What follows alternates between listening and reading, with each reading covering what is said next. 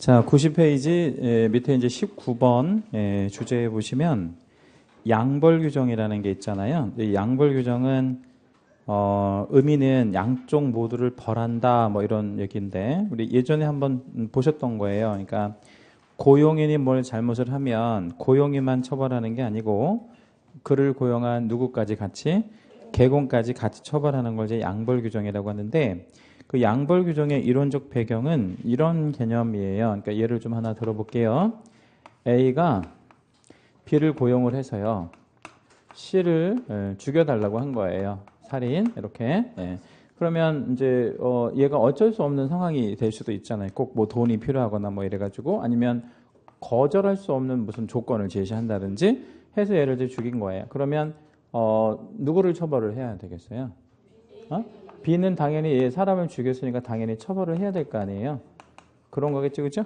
근데 이제 옛날에 이제 우리 현대 말고 근대까지만 해도 얘만 처벌하는 걸로 이렇게 모든 나라에서 이제 생각을 그렇게 했었어요. 근데 이거 가만히 보니까 현대에 와서는 사실은 얘보다는 누가 더 잘못을 한 거예요. A가 해서 A까지 같이 뭐 하겠다. 처벌하겠다. 이러한 어떤 개념을 생각해낸 거죠. 사람들이. 해서 이렇게 같이 처벌하는 거를 뭐라 그래? 양벌이라고 해요. 그러니까 이거가 필요해 아니면 필요 없어요? 필요하죠. 왜냐면 이거를 만약에 처벌을 못하게 한다면 죽이고 싶은 사람 있으면 어떻게? 고용해가지고 이렇게 하면 되는 거니까 이렇게 하면 안 되잖아요. 그래서 이거를 개념을 잡으시면 돼요. 여기가 개공이고 여기가 고용인이에요. 그래서 고용인이 뭘 잘못을 하면 뭐 살인 아니더라도 뭐 잘못을 하면 고용인도 처벌하지만 누구까지 처벌? 그 개공까지 이렇게 하는 거를 양벌이라고 합니다.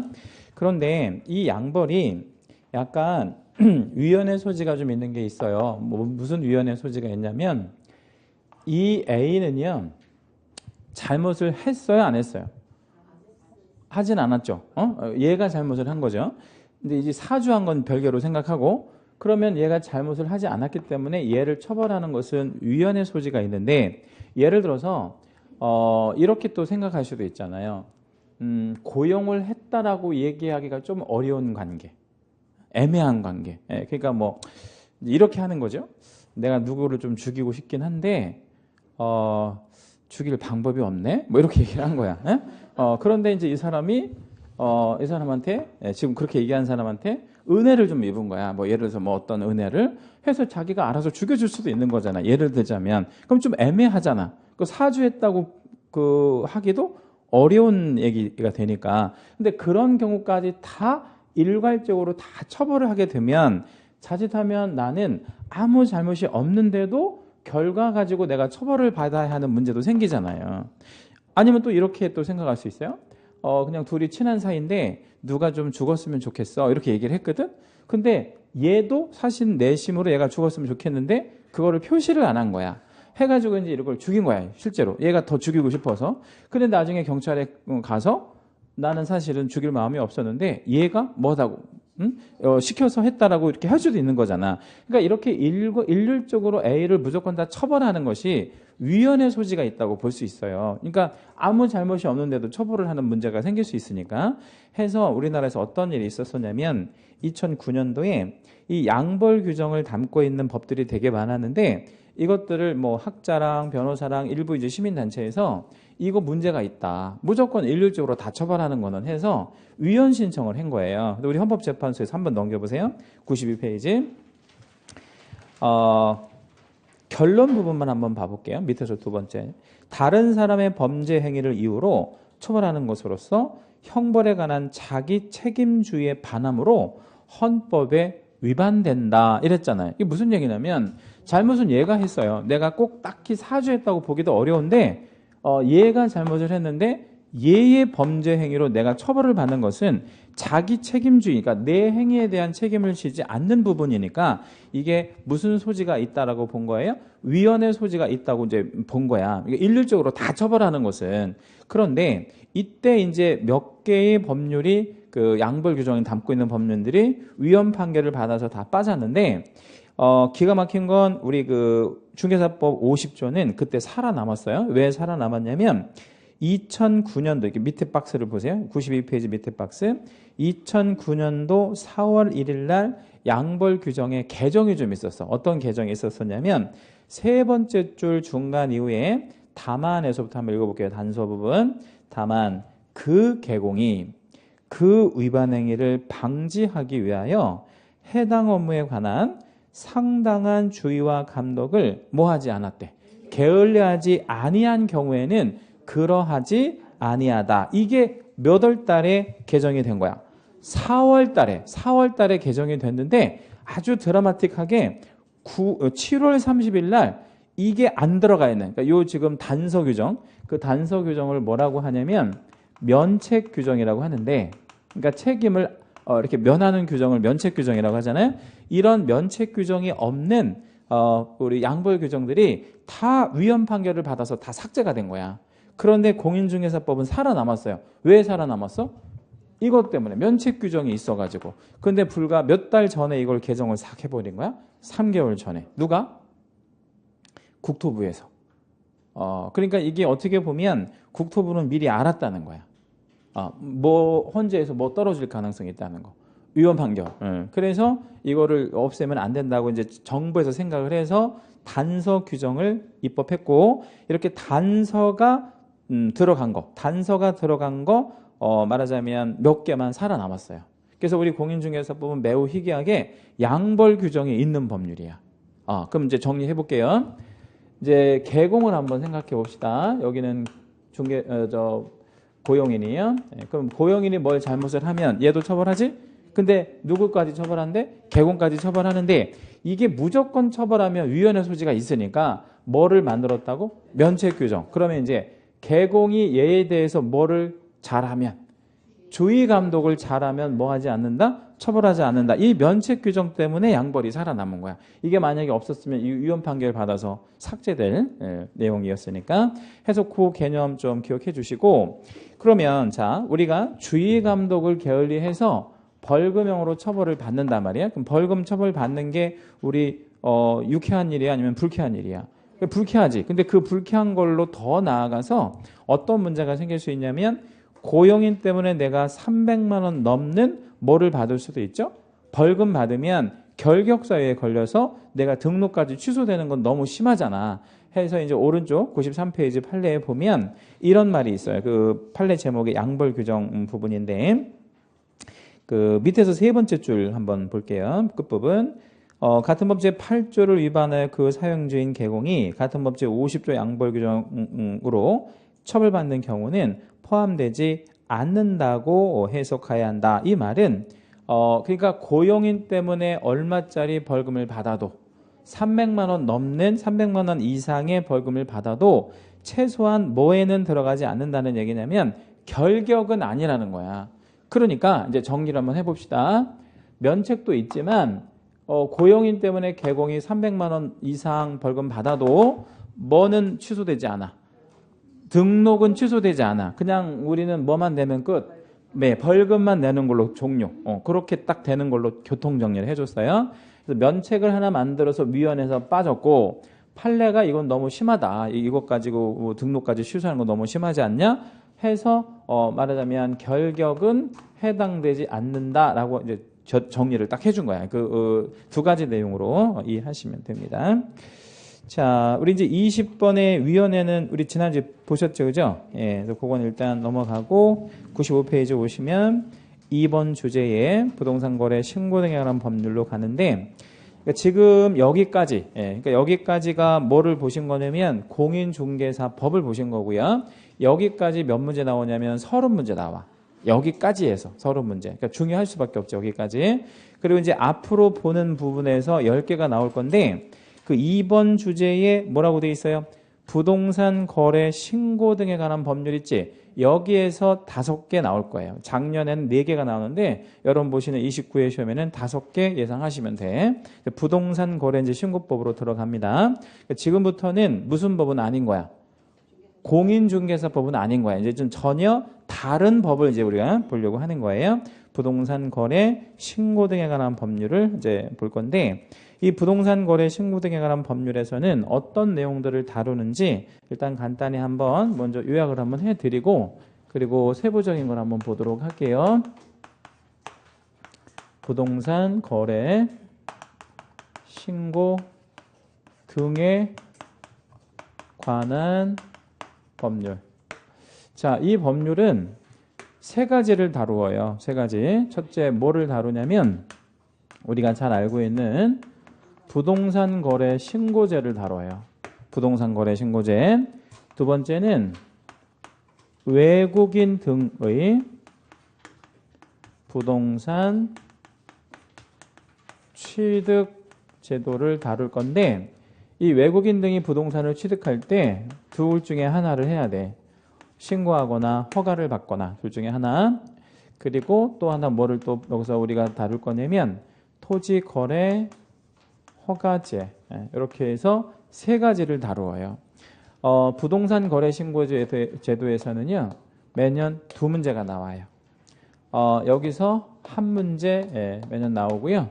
여기서는 하나 내지 두 문제가 출제가 됩니다. 우리 28회 시험 기준으로 말씀드리면 두 개, 하나만 나왔어요. 그래서 우리 29회 시험, 우리가 준비한 내년 시험에는 두 개, 하나, 두 개 정도 나온다고 생각하시는 게 좋아. 왜냐면 토지거래 허가 제도가 되게 중요한 제도이고 출제할 것도 되게 많은데 이번 28회 시험은 매우 허접한 문제가 나왔어. 그러니까 공부를 한 사람 입장에서 보면 야, 어떻게 이런 걸 내냐 싶을 정도로. 그러니까 공부한 거에 비해서 매우 허접한 거. 그러니까 딱 봐도 야, 이게 뭐냐 문제가. 뭐 이렇게 하는 문제가 나왔고, 왜냐면 첫 해 시험이라서 그런 거고요. 내년에는 좀 약간 심도 있는 문제가 나올 거라고 생각하시는 게 좋아. 그렇게 해서 전체 5문제 정도 이렇게 예상하시면 돼요. 자, 그럼 이제 우리가 순서대로 이제 설명드릴 건데, 얘 먼저 좀 볼게요. 얘가 왜 필요했는지. 요 부동산 거래 신고제 제일 중요하잖아. 매년 두 문제가 나오니까. 요거는 제가 사례를 하나 좀 드려볼게요. 그래서 부동산 거래 신고 제도가 필요하구나, 필요했겠구나, 이렇게 한번 생각해 보시면 돼요. 이 제도가 2006년도에 만들어졌는데요. 지금으로 따지면 한 11년 뭐 정도 됐겠네, 그치? 근데 이거 만들어지기 한 2, 3년 전이, 아니 13, 14년 정도 된 일인데, 잠실 주공 3단지 단지 내 부동산 그 중개사무소 하시는 분이 이제 제 제자분인데, 하도 놀러 오라고 그래가지고 한번 놀러 간 적이 있어요. 근데 제가 놀러 간 날 매매 계약서를 하나 쓰더라고. 그래서 이제 궁금하잖아. 그래서 이제 얼마에 쓰나 했더니 7억짜리 이제 18평짜리 주공 아파트가 7억 정도 나가는 건데 7억짜리 매매가 있었어요. 근데 이제 매매 계약서를 7억으로 작성을 하잖아. 근데 지금하고 제가 말씀드린 옛날하고 부동산 거래 신고 제도가 도입되기 전하고 뭐가 달랐냐면, 그냥 너도 나도 다 계약서를 어떻게 썼어? 한 장을 더 썼어. 왜 한 장을 더 썼을까요? 등기하려고. 원인 서류가 필요하니까. 이거는 그러니까 실계약서를 하나 써놓고 이제 다운 계약서를 하나를 써서 이제 등기를 하는 원인 서류를 만들어야 되잖아요. 근데 여러분, 저는 이걸 보고 좀 놀랬거든요. 얼마에 썼을 것 같아? 7억짜리 매매 실제 거래가 되는데 얼마에 썼을 것 같아? 3억 갖고는 제가 놀랄 사람처럼 보여요? 그게 아니고 1억 2천에 쓰더라고요. 1억 2천에. 너무한 게 아니고 이렇게 썼어요. 근데 제가 이거 왜 이렇게 쓰냐고 물어보니까 이 아파트가 이유가 있더라고. 분양가가 4,700밖에 안 돼. 18평짜리인데 잠실 주공이. 그러니까 1억 2천도 많이 쓴 거야. 최초 분양가가 그거밖에 안 되니까. 그래갖고 이것도 많이 올라서 그렇게 쓰는 거래. 많이 올라서. 그전에는 뭐 9천대, 8천대 이렇게 했다는 거야. 실제 거래가 5억, 6억 나갈 때. 이게 많이 갈 때는 10억이 넘어갔거든요. 그러니까 이렇게 이제 다운해서 쓰는 거야. 자, 그러면 이제 비교 한번 해봐요. 이렇게 다운해, 이게 실제 거래야. 이게 이제 실거래고, 등기는 이거로 한 거야. 그러면 누가 좋아? 이렇게 하면? 매도인이 좋고. 그죠? 매도인은 왜 좋아? 뭔 세금 그러니까? 양도소득세. 그렇죠? 양도소득세. 안 내거나 뭐 할 수 있어? 덜 낼 수 있지. 매수한 사람은. 취득세를 어떻게? 조금만 내지. 그죠? 이거에 취득가 계산해서 우리 취득세 내니까. 그러면 서로 좋네? 누구도 좋고 누구도 좋아. 매도도 좋고 매수인도 좋으니까 합이 맞잖아. 그러니까 다운 계약서를 수십 년간 관행적으로 써왔던 거예요. 그럼 개공은 좋아 안 좋아? 개공. 개공이 좋아요 안 좋아요? 개공이 겁나게 좋아. 자, 왜 개공이 겁나게 좋으냐면 보수 때문에 그래. 그러니까 이걸로 보수를 받는 게 원래 정상이잖아. 근데 이걸로 받을 수밖에 없잖아. 그렇죠? 왜냐면 이걸로 지금 등기 들어갔으니까. 그러면 뭐가 좋냐 이거야. 오히려 저기 한대. 그러니까 예를 들자면 이거를 다운 계약서를 써주는 조건으로 정상적인 중개 보수의 3배를 받더라고. 근데 그냥 정상적인 중개 보수나 많아. 그냥 1,000만 원씩 받아. 양쪽에. 그냥 잠실 쪽은. 지금도 그래. 그냥 1,000만 원씩 달라고 해. 근데 이거 가지고 많이 받아야 0. 얼마야? 0.9. 그러니까 지금 0.9밖에 못 받잖아. 최대 많이 받아봐야. 이게 최고로 많이 받아봐야 그냥 매도면 1,000만 원씩 받는 거야. 근데 그거를 1,000만 원씩 줬다고 절대 뭐 하기가 어려워. 신고를 못 하는 거야. 왜 신고를 못 해? 자기네도 다 걸리니까. 해가지고 그냥 서로가 좋은 거야. 누구 좋아? 개공 좋고 매도 좋고 매수 좋고. 그러면 다 좋네? 그럼 이런 제도를 다 좋으니까 장려해야지. 여기서 지금 안 좋은 사람 있어 없어요? 있어. 누가 안 좋아? 국가. 자, 국가 왜 안 좋아요?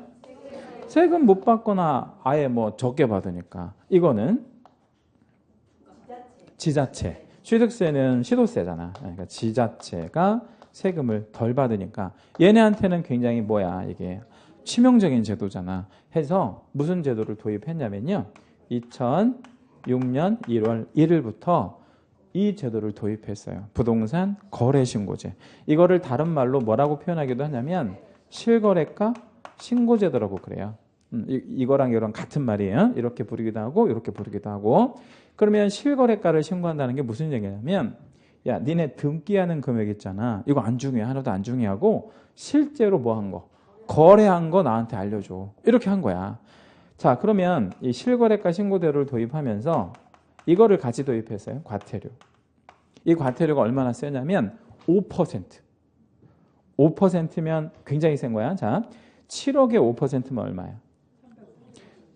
7억에 5%, 3,500만 원이야. 그거를 양쪽에 다 받겠다는 거야. 뭐 하면? 실거래가 신고를 거짓으로 하면, 안 하면이 아니고 거짓으로 하면. 거짓 신고하면, 그러니까 다운해서 혹은 업해서 신고하면 몇 퍼센트 부과하겠대? 5%. 이거를 취득가액의 100분의 5라 그래.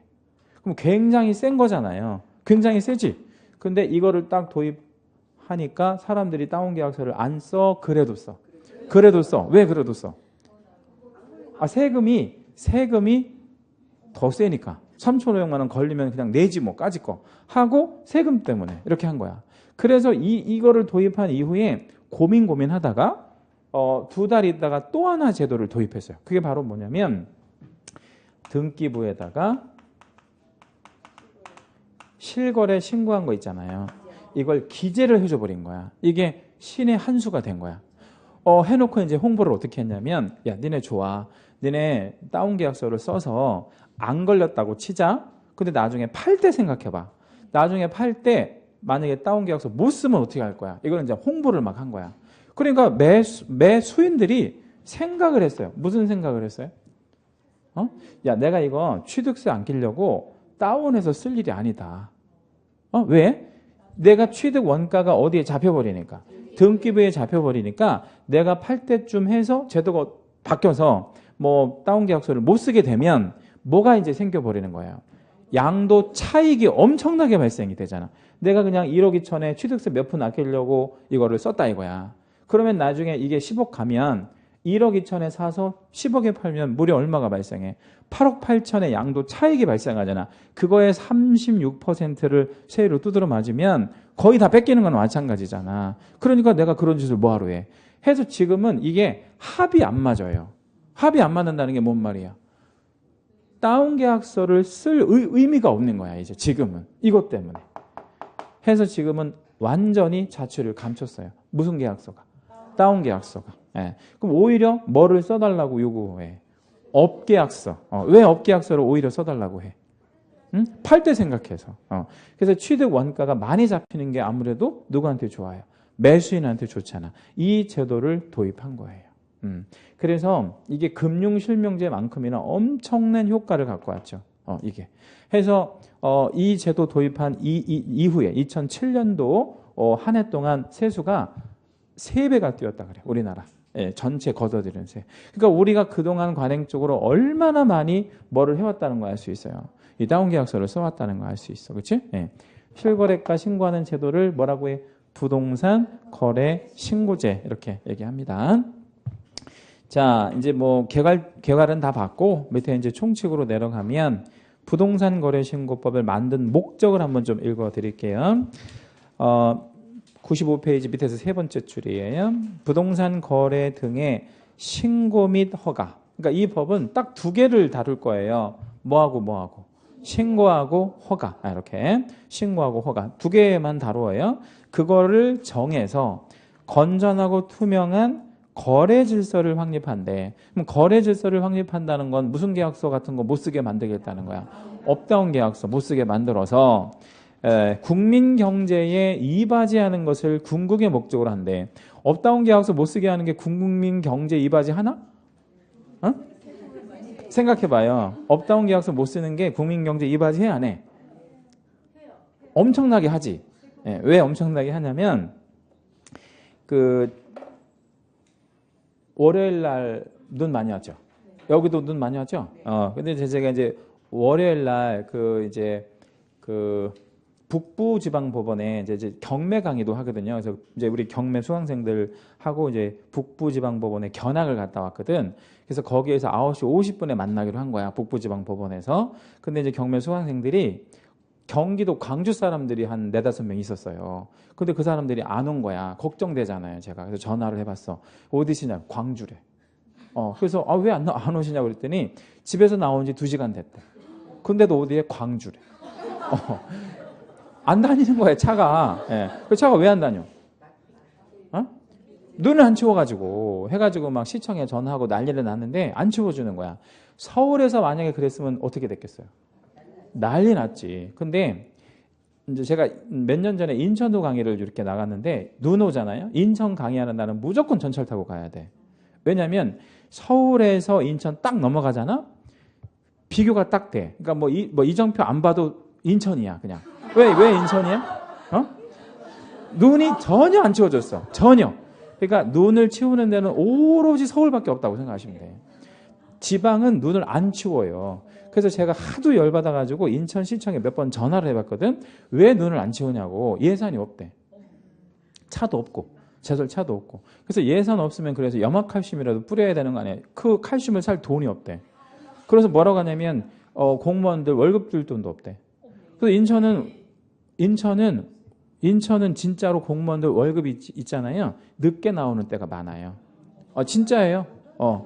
아니 말도 안 되는 진짜라니까. 인천 공무원 아시는 분한테 물어봐요. 월급이 밀려 나올 때가 많아. 1년에 3-4번 정도는. 그리고 인천은 가장 증업이 빠른 부서가 뭐 하는 부서냐면 세금 이렇게 강제로 징수하는 부서가 있어. 그 팀이 가장 진급이 빨라요. 그 분들은 뭐만 하냐면 출근해가지고 자동차 번호판 띠로만 다녀. 그 특별 징수팀 뭐 이런 거 만들어가지고. 그 돈이 없으니까. 그래가지고 뭐 지방세 이런 거 안 내면 다 뭐 떼. 번호판 떼가지고 이제 번호판 떼면 운행을 못 하잖아. 그럼 뭐 할 수밖에 없어. 세금 내야 되잖아. 그런 거 하고 다니는 팀이 인천에 되게 많아요. 엄청나게 그 인천도 그렇고 또 경기도에서 뭐 일부 지역은 되게 힘들어요. 그러니까 눈을 못 쳐주는 거야. 서울이 여러분 굉장히 좋은 데서 산다고 생각해야 돼. 서울은 눈도 잘 치워지고 그렇잖아요. 그렇잖아요? 눈을 잘 치워준다니까요. 서울은 진짜 엄청나게 잘 치워줘요. 걱정거리가 없잖아. 눈 얼마나 잘 치워줘. 그리고 눈을 오는데도 막 염화칼슘을 뿌리더라고. 다른 지방은 상상할 수 없는 일이거든요. 다른 지방은 그래도 경기도 뭐 안양이라 이렇게 좀 약간 좀 과천 이런 데 좀 돈이 좀 있는 지방자치단체, 성남, 분당 이런 데는 오고 나면 뿌리거든. 근데 서울은 어때? 오는 중에 막 뿌려버리잖아. 그러니까 쌓이질 않는 거야, 서울은. 그게 얼마나 대단하냐고. 그래서 서울이 정말 축복받은 도시예요. 그러면 세금 많이 받으면 국민경제 이바지 하나? 그럼요. 이바지 하지. 만약에 눈 안 치웠으면 오늘 뭐를 못 하겠어, 사람들이. 뭐 이동도 못하고 뭐 예를 들어서 택배 기사들 움직이지를 못하잖아. 그럼 경제 마비가 되는 거지. 그런 거라고 생각하시면 돼. 돈 많아서. 96페이지 가겠습니다. 96페이지. 용어의 정의 이렇게 있는데 이 법에서 사용하는 용어가 4개가 있어요. 첫째, 부동산이라는 용어가 있는데 부동산은 두 가지를 말해요. 뭐하고 뭐? 토지랑 건축물. 이거를 부동산이라고 얘기합니다. 민법상의 부동산의 정의가 뭐였죠? 토지와 그 정착물. 근데 여기는 부동산의 정의를 뭐라고 했어? 토지 또는 건축물이라고 했지. 민법상의 부동산 정의와 좀 다르죠. 자, 그 다음에 부동산 등 이렇게 표현했잖아요. 부동산 등 안에는 토지, 건축물은 당연히 들어가는 거고 그런 거를 취득할 수 있는 뭐를 포함해서 부르는 말이야. 권리. 그 권리 옆에다가 한번 적어볼게요. 가로 권리를 말한다. 에다가 한번 가로 열어주시고요. 우리가 편하게 생각하면 이런 거 있잖아요. 분양권, 입주권. 분양권, 입주권. 한번 적어보시고 질문 한번 드려볼게요. 분양권하고 입주권은 부동산이에요? 응? 분양권, 입주권. 부동산이야, 부동산 아니야? 부동산 아니야. 응? 분양권, 입주권이니까. 그치? 근데 그게 나중에 좀 기다리면 뭐가 돼? 부동산이 되잖아. 그래서 그걸 권리라고 해. 그래서 그걸 합쳐서 뭐라고 불러야 되겠어요? 부동산 등 이렇게 표현하는 거야. 그것까지 포함해서 부동산 등 이렇게 표현할 거예요. 거래 당사자. 그러면 부동산 거래 신고는 누가 할 거냐? 거래한 애들이 해야지. 근데 거래한 애들이 하는데 누구랑 누구를 말한대? 매수인과 매도인. 일단 그렇게 기억하시고 옆에 누구를 포함한다 이랬어요. 외국인 포함 거기다 우리 채색해 주세요. 외국인 포함에다가 채색해 주시고요. 그리고 칠판을 잠깐 보겠습니다.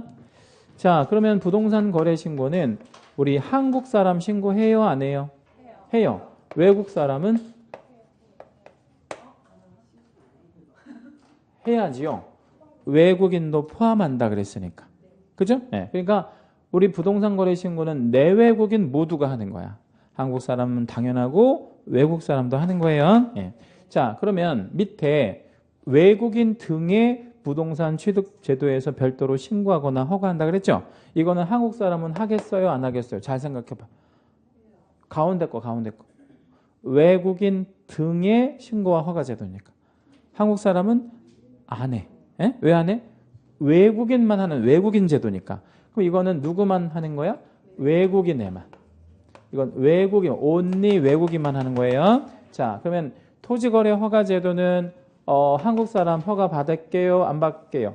받아야지. 외국인은 당연히 받아야 돼. 자, 이렇게 개념 잡고 자, 그러면 부동산 거래 신고 제도에서부터 볼게요. 한국 사람, 외국 사람 다 해. 근데 요거는 누구만 받는다고? 외국인. 요거는 둘 다 해. 자, 그러면 한국 사람은 뭐하고 뭐만 하면 되는 거야?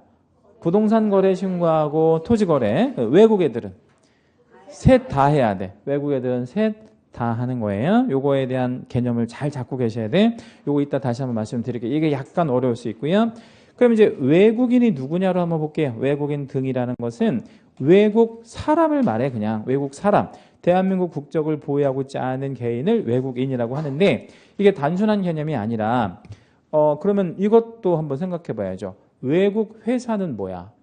그것도 외국인이라고 봐야지. 그래서 2번에 보면 외국 법인, 단체 이거 다 외국인에 들어갑니다.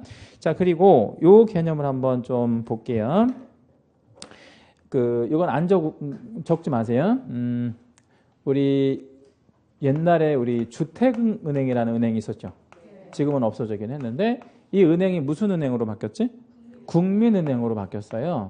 그 다음에 이거 다시 바뀌었잖아. KB은행으로 바뀌었죠. 네, 이렇게. 현재 지금 KB은행으로 되어 있는 거 있잖아요. 여러분과 어떤 그 감정을 한번 우리가 좀 제가 질문을 한번 드려볼게. 은행 명칭이 KB은행이 좋아요? 국민은행이 더 좋아요? 국민은행이 훨씬 좋지. 이게 수천 배 이상 좋아. 그 브랜드 가치로 보면. 그런데 얘네들은 왜 KB은행으로 바꿨을까요? 수천 배가 뭐야? 수만 배가 좋아. 우리 한국에서 영업하기에는. 근데 이거를 왜 바꿨을까요? 응? 이게 외국이야. 외국계 법인이라고. 이거 외국인에 들어갑니다. 왜 외국인에 들어가냐면 KB의 자본금의 51%가 외국계 자본이 갖고 있어요.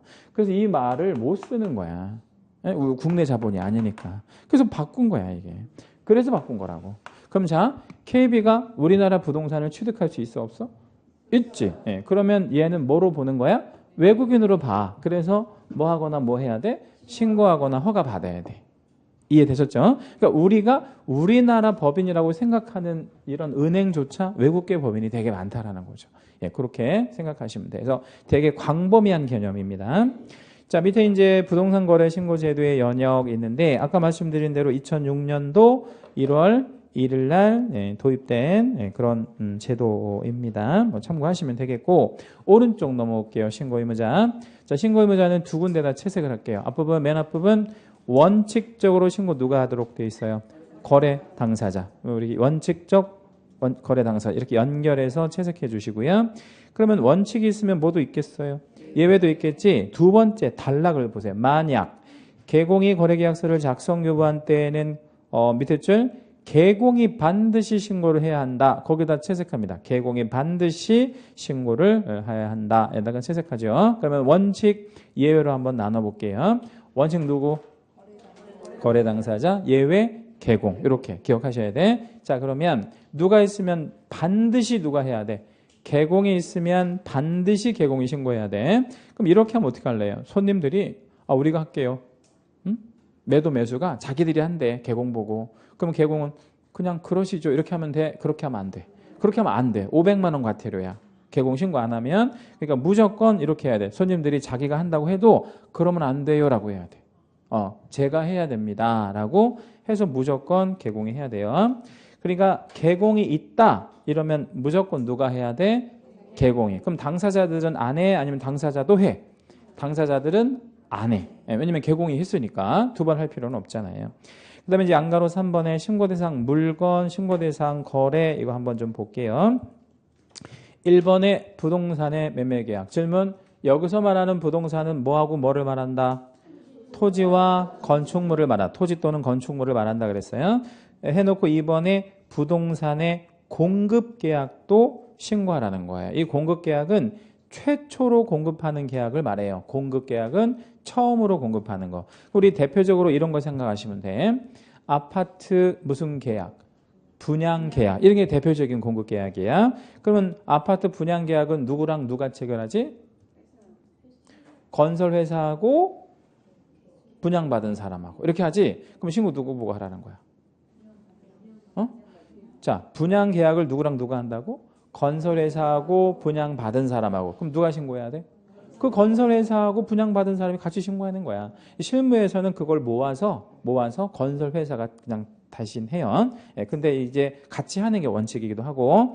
그러면 이제 그런 여러 가지 법들은 모르셔도 상관은 없고 3번에 가보면 다음 어느 하나에 해당하는 지위의 매매 계약 이랬죠. 그 지위가 이제 뭐냐면 기억번에 2번 계약을 통하여 부동산을 공급받는 자로 선정된 지위. 이거를 가로 한번 열어주시고요. 이거를 우리 분양권이라 그래. 뭐라고요? 분양권. 네, 분양권. 자, 그 다음에 니은번에 내려가 보니까 도시 및 주거환경 정비법 이거 나왔죠. 이거 여러분 법 배우셨나요? 도시 및 주거환경 정비법 아직 안 배웠어요? 그러면 배울 거예요. 그럼 이 법을 이름만 보면 딱 느낌이 와야 돼. 이게 뭐 하는 것 같아? 재건축 재개발. 재건축 재개발하는 법일 도시 및 주거환경 정비법이라고 하고 끝줄에 가보면 이런 말 나오지? 빈집 및 소규모 주택 정비에 관한 특례법. 빈집을 정리하겠다는 거야. 빈집 많아요? 예, 어디에 가면 빈집이 많아? 시골에 가면. 시골 어디? 특히 농촌, 어촌, 산촌 어디에? 시골 중에서 농촌이 있고 산촌이 있고 어촌이 있고 많잖아요. 어디에 가면 빈집이 많아? 농촌에. 농촌에. 왜 농촌에 가면 빈집이 많아? 농사를 못 짓겠으니까 이제 다 도시로 오는. 어촌은 빈집이 많이 없대요. 왜냐면 어촌은 좀 돈이 되는 모양이야. 뭐 잡아가지고 물고기 잡고 그러니까. 어촌은 좀 돈이. 어촌은 또 그 바닷가에 있는 그 어촌 도시는 좀 부유한 도시도 되게 많죠. 그래서 그 배 같은 거 이렇게 있는 사람들, 이런 사람들은 뭐 상당히 많이 번다고 그래요. 그러니까 그런 데에서 개발을 하는 거를 이거를 입주권이라고 해. 이런 거를 입주권. 그러면 니은번은 끝에다가 뭐라고 쓰시면 돼? 입주권. 자, 그러면 요 동그라미 3번은 종합해 보면 무슨 권과 무슨 권의 매매 계약? 분양권과 입주권의 매매 계약을 했으면 신고해라. 자, 그러면 그거를 간단히 한번 정리해 보면 이런 말이 되네요. 박스 안에 여백에다가 이렇게 한번 좀 적어 볼게요. 우리 뭘 신고할 거냐면 첫째 토지, 두 번째 건축물, 그 다음에 세 번째가 권리예요. 권리, 지위, 뭐 같은 말로 지위라고 하기도 하지. 이거를 뭐 했거나 매매했거나 혹은 뭐 받는 계약, 공급받는 계약을 신고해라. 이렇게 간단하게 정리할 수 있죠. 그죠? 예. 그러면 옛날에 없었던 게 뭐가 이제 좀 추가됐냐면 이 권리 부분, 이 권리 부분까지 포함이 된다는 거 주의하셔야 돼. 이거 권리도 들어간다는 거. 여기 권리에는 두 가지 뭐하고 뭐가 있다고요? 분양권, 입주권. 이렇게. 분양권하고 입주권은 어떻게 달라? 분양권은 분양받은 권리야. 그렇지? 예. 입주권은 입주할 수 있는 권리야. 자, 뭐가 다를까요? 그래서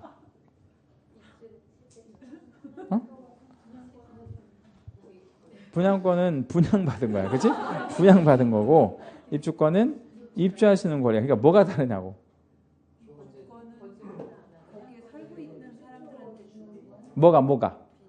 거기에 살고 있는 사람한테 주는 게 뭐야? 입주권이야. 예. 그래서 입주권은 집이 있는 것으로 봐.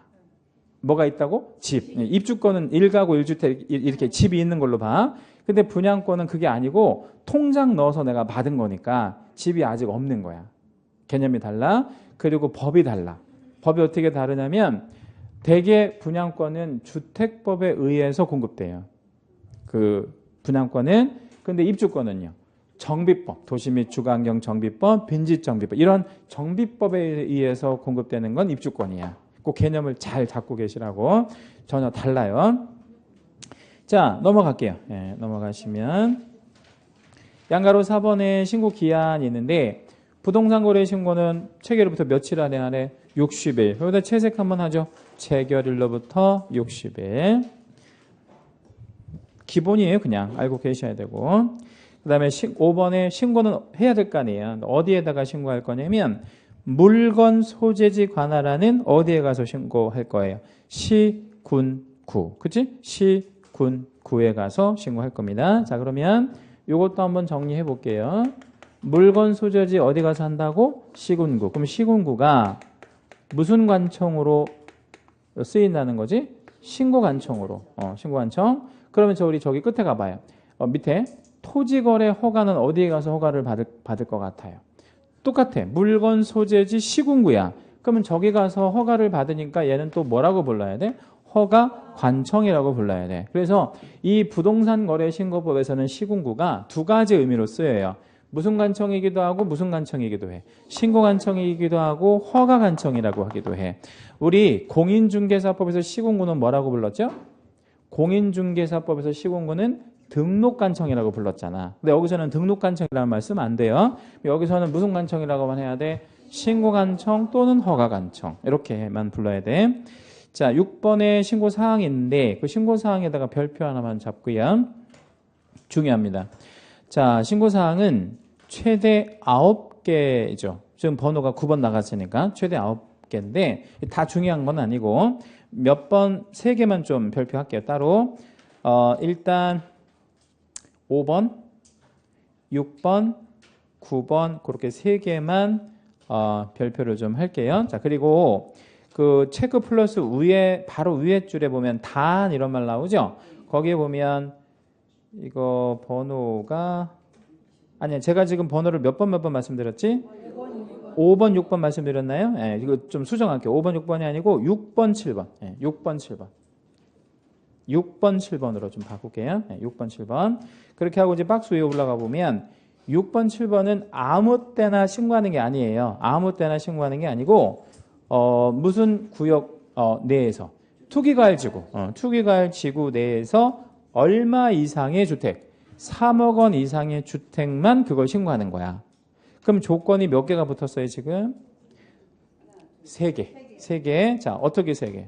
첫째, 투기과열 지구 내에 들어와야 돼. 그 다음에 3억 원 이상이어야 돼. 그 다음에 주택이어야 해. 자, 참고로 서울특별시는 8월 2일 날 전부 투기과열지구로 다 지정돼서 25개 구 모두가 투기과열지구로 지정이 됐거든요. 그럼 강동구에서 5억짜리 상가 매매했대. 강동구에서 5억짜리 상가 매매했어. 그러면 자금 조달 계획과 입주 계획 신고한다, 안 한다? 안 한대. 왜 안 한대? 주택이 아니니까. 네, 그렇게 생각하시면 돼. 충북 보은에 가면 집이 되게 싸요. 우리 33평짜리 아파트가 1억 2천이면 분양받을 수 있거든요. 근데 그 아파트 말고 우리 충북 보은에서 3억 원짜리 아파트를 하나 매매했다고 칩시다. 그러면 자금 조달 계획과 입주 계획을 신고해, 안 해? 안 해. 왜 안 해? 그건 투기과열 지구가 아니니까. 그렇게 개념을 잡고 계시고 9번 항목을 한번 가봐요. 9번 항목이 뭐라고 되어 있냐면 개공이 중개했을 때는 개공의 인적 사항을 신고해라 이거잖아요. 어떤 개공이 중개했는지. 그런데 이거는 누가 있을 때만 하면 되는 거예요. 개공이 있을 때. 없으면 안 하는 게 아니고 못 하는 거지. 개공이 없는데 어떻게 그걸 신고하겠어. 그렇지? 자, 그러면 이제 밑에 여백에도 한번 정리를 한번 해볼게요. 신고 사항이 누가 하는 경우랑 누가 하는 경우 두 가지로 나눠볼 수 있죠. 크게 거래 당사자가 하는 경우가 있고요. 또 누가 하는 경우가 있어? 개공이 하는 이 경우가 있잖아요. 크게 두 가지로 나눠볼 수 있지. 그러면 당사자가 신고할 때는 최대 몇 개, 최소 몇 개 신고 사항으로 정리하면 최대 8개, 최대 8개, 최소 3개 나오면 안 되지. 최소 6개. 이렇게 나와야 돼. 그럼 지금 2개 차이가 왜 나죠? 2개 차이가 자금 조달 계획과 입주 계획의 차이가 나는 거잖아. 그럼 그 2개 빼면 6개가 되는 거잖아. 그럼 왜 원래 9개인데 하나는 어디 갔어? 하나는. 개공의 인적사항은 원래 빠지는 거야. 왜? 당사자가 신고한다는 건 누가 없다는 뜻이야. 개공이 없다는 뜻이니까 해서 6개, 8개가 경우의 수가 나오겠죠. 그죠? 네. 자, 그러면 개공이 신고할 때는 최대 몇 개? 9개. 최소 7개까지 들어가야 돼. 여기도 지금 몇 개 차이나? 2개 차이 나죠. 그죠? 네. 이것도 자금 조달 계획과 입주 계획이 때문에 차이가 나는 겁니다. 그러면 경우의 수가 6, 7, 8, 9개, 4가지 경우가 나오네. 그렇죠? 네, 그래서 이제 문제 출제하기 딱 좋죠, 이거. 그래서 이거, 일단 예상 문제. 모의고사에 많이 내볼 거예요. 우리 이제 내년은 이제 한 3월부터 모의고사 볼 건데 많이 내볼 거예요. 그 대신 이거 개수로 내지는 않아요. 응? 개수로 내지는 않고 사유로 내겠지. 그래서 개수로 외우시라는 건 아니야, 절대. 자, 여기서 이제 문제가 하나가 있어요. 어떤 문제가 있냐면 이 9개에 뭐가 들어가냐면 자금 조달 계획, 입주 계획이 들어가 안 들어가? 들어가지. 근데 잘 생각해 봐요. 개공이 신고하는데 자금 조달 계획과 입주 계획은 개공이 신고를 못 해. 알 수가 없어서. 그러니까 매수인이 무슨 돈으로 집을 샀지? 개공이 어떻게 알아? 개공이 언제쯤 그 집에 들어갈 거지? 개공이 어찌 알아 그거를. 들어갈지 안 들어갈지도 모르고 세놓을지 모르잖아. 그래서 그거는 이 당사자 중에서요. 누가? 매수인이 누구에게? 개공에게 제공해줘야 돼. 몇 개를? 2개를. 뭐하고 뭐를? 자금 조달 계획과 입주 계획을 매수인이 얘한테 2개를 주는 거야. 해서 합쳐서 9개로 신고 들어가는 거예요. 근데 여기서 질문. 매수인이 안 주면 어떻게 하겠어? 이거 2개 안 주면. 신고 기한까지 안 줘. 그럼 어떻게? 참고로 개공이 신고 안 하면 500과태료거든? 그러면 나 500과태료 받아야 돼? 아니면 얘가 안 주면 그냥 빼고 신고를 해야 되겠어? 빼고라도 신고를 해야 돼. 그러면 얘는 요 2가지를 따로 신고하거나 아니면 얘가 신고를 안 한 거니까 얘가 과태료 받거나 하겠지. 그렇죠? 네, 그래서 2가지는 얘가 얘한테 제공하는 거예요. 그렇게 이해하시면 돼요. 요거 대충 이해되셨죠? 예, 요 개념만 좀 잡고 계시고. 그 다음에 이제 99페이지 오시면 양가로 7번에 신고필증의 교부 이런 말 나오는데 신고의 결과가 있어야 될 거 아니에요. 그래서 이제 신고를 하면 관청에서는 뭘 우리 주겠어요? 신고 필증을 줄 건데 그 첫 줄 끝부분부터 신고인에게 채색을 한번 해볼게요. 신고 필증을 지체 없이 발급. 그러면 이 신고 필증은 종이 한 장 준다는 얘기인데 이 종이가 유용하게 쓰여요. 네 번째 줄에 보면 중간 앞부분에 무슨 계약서 대용으로 사용된다 이랬어요. 거민계약서 대용. 거기다도 채색하겠습니다. 공시법 시간에 거민계약서 이거 배울 거거든요. 근데 거민계약서는 관청에 가서 계약서에다가 도장 받아오는 거거든. 근데 그거 번거로 오니까 무슨 신고하면 부동산 거래 신고하면 뭐는 거민은 받은 것으로 본다. 그래서 이걸 거민 의제라고 합니다. 8번에 이제 금지 행위는 부동산 거래 신고하고 관련해서 하면 안 되는 뭐 이런 내용들을 금지 행위라고 하는데 1번에 거짓으로 신고하도록 요구하는 행위 하면 안 돼. 요구에다 여러분 동그라미. 그리고 2번에 부동산 거래 신고 의무자가 아닌 자가 이런 말 돼 있죠? 거기다가는 밑줄을 한 번만 좀 치세요. 자, 그렇게 하고 칠판 잠깐 볼게요. 신고 의무자는 누구랑 누구를 말하지? 당사자나 개공을 말하는데 얘네가 아닌 자를 말한대. 그럼 얘네가 아니면 누구를 말하냐면 대개 법무사, 변호사 얘네들을 말해요. 이게 무슨 이제 이유 때문에 이랬냐면 우리가 개공을 통하지 않고 부동산 매매할 수 있어요, 없어요? 있지. 개공을 통하지 않고. 그런데 이제 사람들이 약간 좀 위험하다고 생각을 하니까 어디 가서 계약서를 쓰는 경우가 있어요. 개공을 통하지 않았을 때. 법무사 사무소나 변호사 사무실 같은 데에 가서 계약서를 써달라고 하는 경우가 있거든. 그러면 얘네들이 중개를 한 거야 계약서만 써주는 거야. 계약서 이거는 합법적이야. 얘네도 계약서를 쓰는 건 상관이 없어. 중개는 하지 못해도 계약서를 쓰는 건 그냥 법률 사무니까 아무 상관이 없단 말이야.